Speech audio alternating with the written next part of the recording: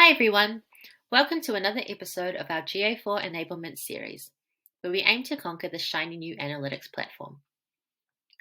Today we'll be talking about how to see your top landing pages. Similarly to the pages report that we went through in our last episode, GA4 has a standard report that is quite similar to what you're used to in UA. So this video will be mainly spent going through the nuances of this report. Before we begin, let me explain why the landing page report is important. Conversions you get on your website are dependent on three main aspects. Number one, the quality of the traffic you bring. This can be analyzed based on the traffic and user acquisition reports. Number two, shopping experience throughout the journey. This can be analyzed using a funnel performance report. Number three, the user's experience when they first enter the site. The landing page report focuses on that last point. It shows you which landing pages drive the most conversions, session durations, conversion rates, and so on. This can be vital for you to decide where to send traffic for your marketing campaigns. To get to your landing pages report in GA4, you'll go to Reports, click on the Engagement drop-down, and click on Landing Page. Here, unlike other reports we've gone through, our table has no other drop-down available to select, only the landing page dimension. Underneath that, you'll see a list of page paths that were the first page that a user landed on when they visited your website. For now, let's ignore the elephant in the room, which is that the top two rows are blank and not set. I'll explain these further on in the video. Now, landing page is a session scoped report. You can only have one page that you enter the website in on, so this makes sense. This is why our first metric is sessions.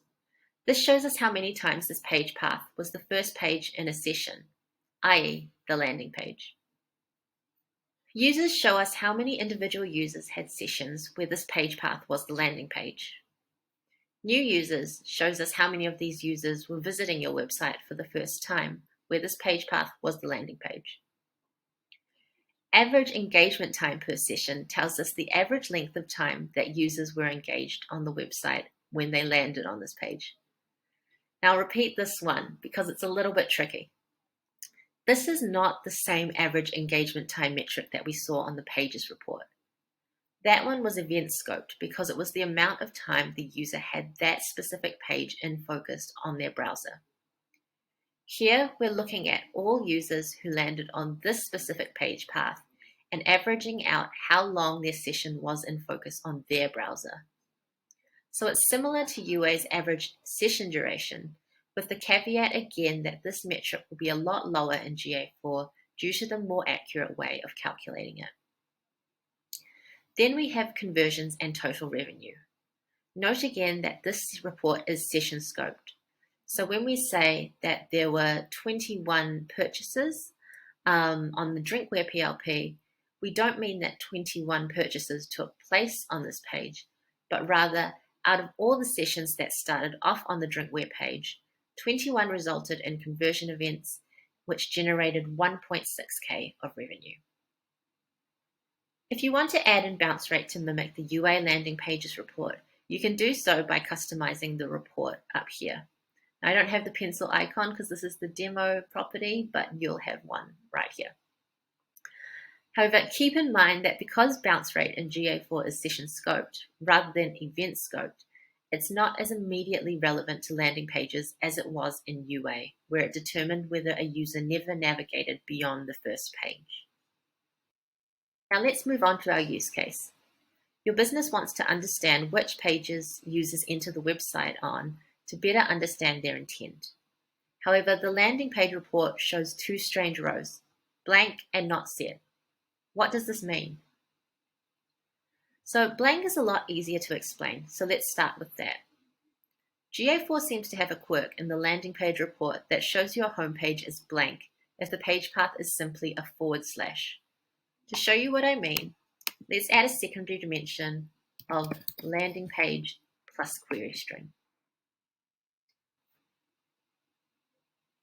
Now that I've done that, you can see that this blank row is actually our home page, which makes a lot of sense as one of the top landing pages. Now, the not set row is a little bit trickier. This happens when a user has been inactive for a while and the session has timed out. This might happen if they move away from your website as their focus tab. Sessions usually time out after 30 minutes of inactivity, so this session has now ended. However, if a user then returns to the previously loaded tab without reloading the page, GA4 begins to gather automatic events. This creates a new session. However, without a page view event within a session, there's no way for GA4 to know what value it should assign as the landing page. Here's a diagram explaining this concept since it's a little tricky.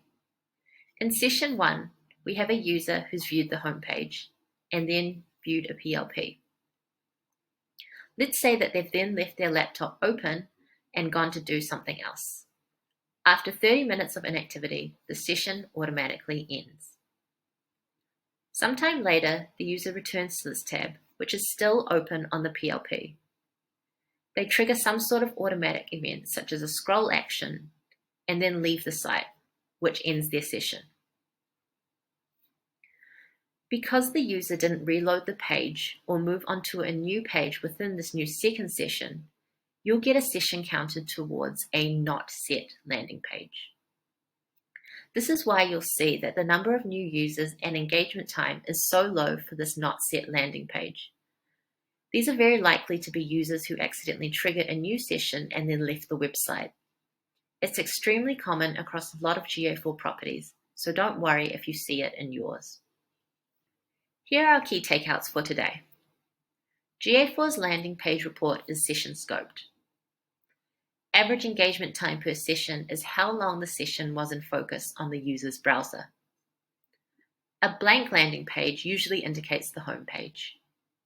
Not set landing pages occur when a user reactivates their session without triggering a new page view. I hope you found that video useful and we'll see you in our next episode.